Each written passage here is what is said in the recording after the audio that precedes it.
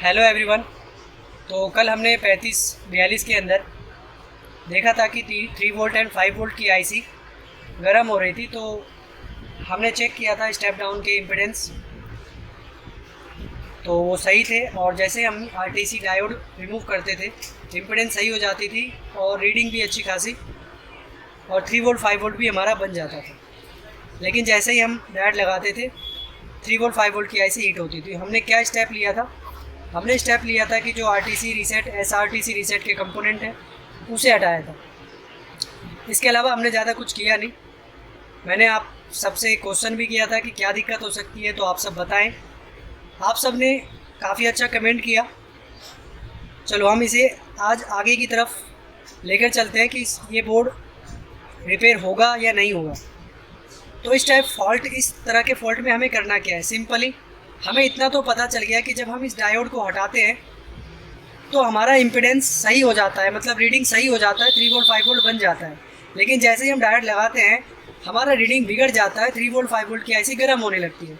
तो हमें इससे ये पता चलता है कि प्रॉब्लम हमारे कहीं ना कहीं आरटीसी सर्किट से है, मतलब RTC VCC RTC auxiliary S5 से है।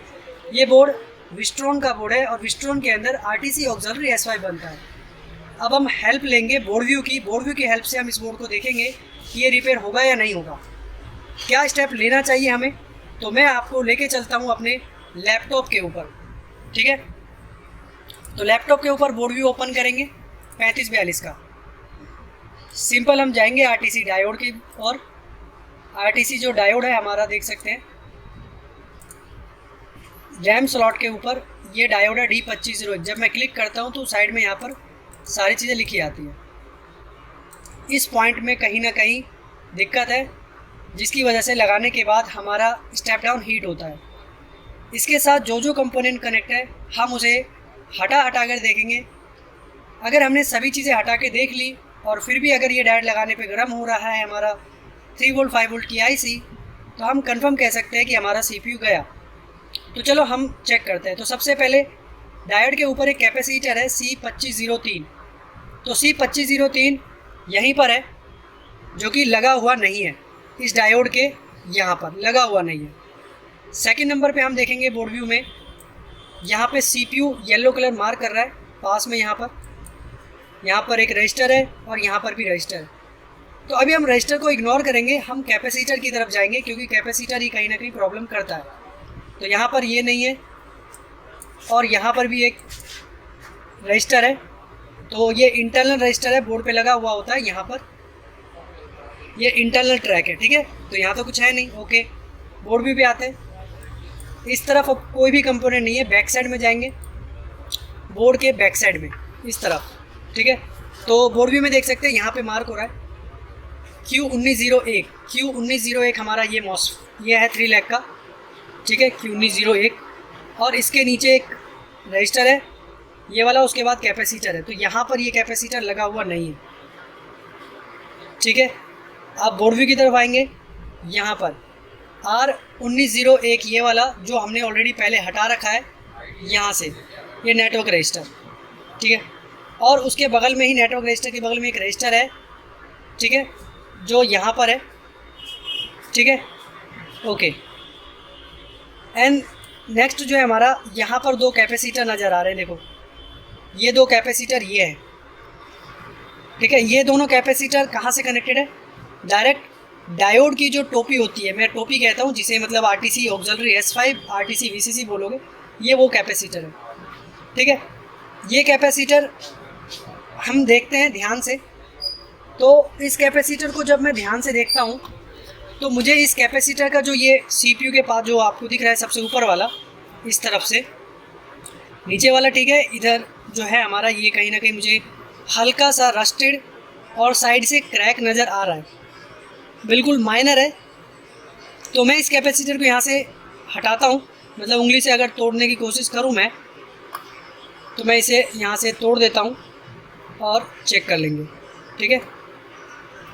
क्योंकि छोटा सा कैपेसिटर, टीनी कैपेसिटर है। तो देख सकते हैं मैंने यहाँ से कैपेसिटर तोड़ दिया है, ठीक है। और देख लेते हैं बोर्ड व्यू में और कहीं पे कोई मार्किंग है।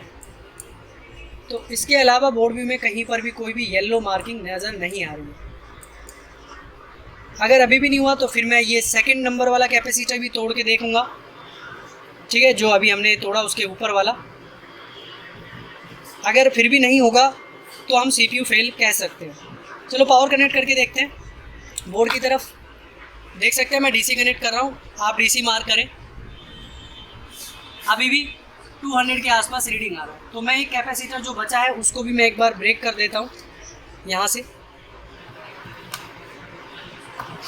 तो मैंने यहाँ से दोनों कैपेसिटर तोड़ दिया है,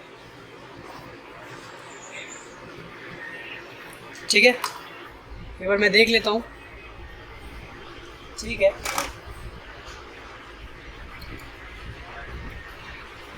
अगेन मैं पावर कनेक्ट करूँगा। देख सकते हैं 200 के आसपास ही रीडिंग है। अगर मैं 3 वोल्ट 5 वोल्ट की IC पे थिनर डालूँ तो ये आपकी IC देख सकते हैं उबाल मार रही है अभी भी, ठीक है। तो क्या दिक्कत हो सकता है यहाँ पर? और कोई कंपोनेंट यहाँ पर लगा हुआ नहीं है, ठीक है। एक मिनट, मैं यहाँ पर मैंने जो रजिस्टर हटाया है नेटवर्क रजिस्टर RTC रीसेट का, वो शायद 1804 हटा दिया है और जो RTC का रजिस्टर है वो यहाँ है।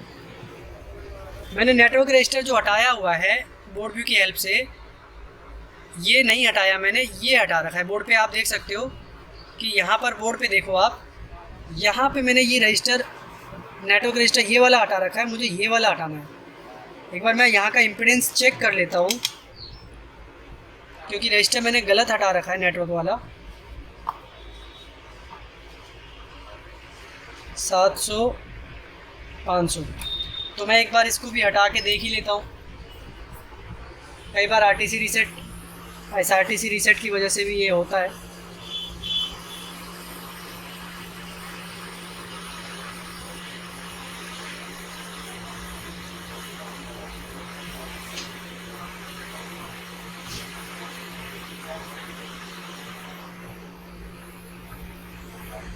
अब मैंने RTC रीसेट SRTC रीसेट का रजिस्टर हटा दिया।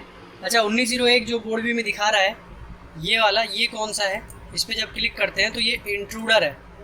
1 मेगा ओम का रजिस्टर होता है ये इंट्रूडर। इसका भी इम्पीडेंस अगर हम चेक कर लें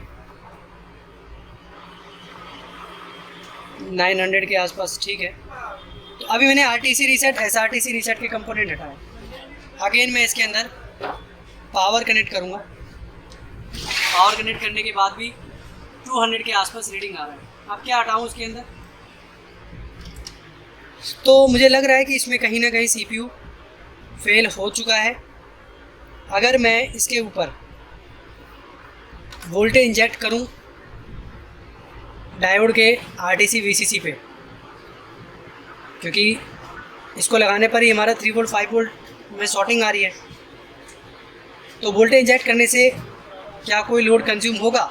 जैसे कि अगर हम RTC VCC का इम्पीडेंस चेक करते हैं तो इम्पीडेंस सही है, मल्टीमीटर में देख सकते हैं इम्पीडेंस सही है।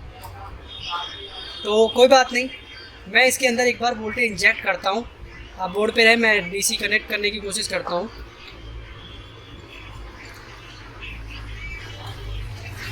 ब्लैक को ब्लैक प्रॉप से कनेक्ट करता हूँ और रेड को रेड प्रॉप से, ठीक है। तो मेरे पास ये मल्टीमीटर का प्रॉप जो कि वोल्टेज है इसके अंदर, अभी मैं मशीन को कर लेता हूँ 3 वोल्ट पे, ठीक है। अभी देख सकते हैं 3 वोल्ट की रीडिंग है। अब RTC VCC पे टच करता हूँ मैं, तो मार्क करो DC रीडिंग। आप देख सकते हैं DC रीडिंग 3 वोल्ट में कितना तेज़ फ्लो हो रहा है। मतलब यहाँ पे कुछ तो प्रॉब्लम है।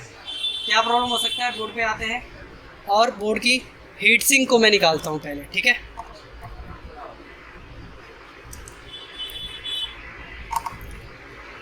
यहाँ पर देखो हम क्या देख रहे हैं कि RTC की जो VCC लाइन है वो डायोड रेंज में बिल्कुल ठीक है, बट फिर भी क्यों इतना लोड कंज्यूम हो रहा है? ये हमारा PCH है और ये हमारा CPU है। तो PCH पे मैं फिंगर रखता हूँ और यहाँ टच करता हूँ।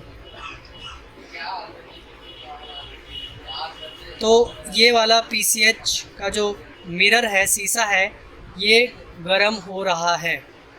ठीक है, गर्म हो रहा है। मैं क्या आपको दिखा पाऊँगा इसमें, तो आप जूम करके देखो, शायद आपको दिख जाए।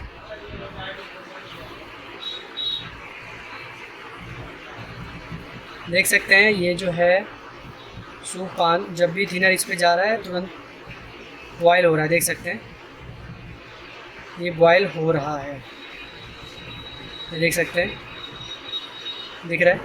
ये आपको दिखाने के लिए मैं यहाँ पर थिनर डाल रहा हूँ। आपको लगेगा कि मैं झूठ बोल रहा हूँ, लेकिन यहाँ पर आप देख सकते हैं, ये रीडिंग भी देख सकते हैं, 1800 के आसपास रीडिंग जा रही है। ठीक है, तो ये जो PCH है ये जा चुका है। किस वजह से ये PCH गया है, तो मैं आपको बोर्ड व्यू में दिखाता हूँ। जब बोर्ड व्यू में मैं आपको CPU की तरफ ले जाऊँ, तो CPU का जो आप AU6 बॉल देख रहे हो, BGA, ये कहीं ना कहीं ये वाली लाइन शॉर्ट है। ठीक है, एक्चुअल में ये तो BGA है, बॉल है, ये चिप शॉर्ट हो चुकी है। ये RTC VCC की लाइन है। एक्चुअल में RTC VCC का ये बॉल ग्राउंड नहीं हुआ है। ग्राउंड अगर होता तो डायोड का जो RTC VCC है, मल्टीमीटर के अंदर हमारे रीडिंग 00 दिखा देता, लेकिन इम्पीडेंस बिल्कुल परफेक्ट है। बट फिर भी हमारा जो PCH है वो गर्म हो गया। ठीक है, तो ये बोर्ड नॉट रिपेयर है। आप सब ने कमेंट किया था, काफ़ी अच्छा किया था, थैंक यू। तो थैंक यू कि वक्त अब हम इसे ख़त्म भी करते हैं। ये बोर्ड नॉट रिपेयर है।